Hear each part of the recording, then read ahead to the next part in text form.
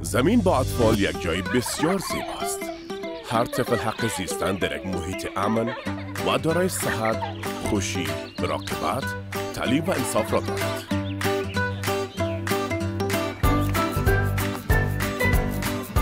هر طفل شایسته رفتن به مکتب، نوشیدن آب پاک، خوردن غذای صحی، دسترسی به مراقبت‌های صحی و محفوظ بودن از هر نوع ترس، خشونت، توهین، تبعیض و استثمار فیزیکی و روانی می باشد.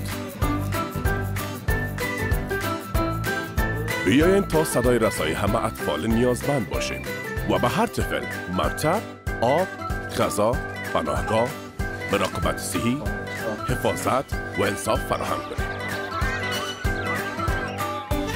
بیایید از آینده خود که اطفال ما هستند حفاظت کنیم. بیایید اطفال خود را در مقابل پولیو و دیگر امراضی که اطفال را تهدید می کند واکسین کنیم تا یک دنیای بهتر با اطفال سالم داشته باشیم.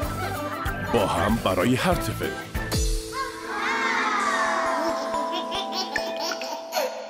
برای معلومات بیشتر با شماره رایگان 141 تماس بگیرید.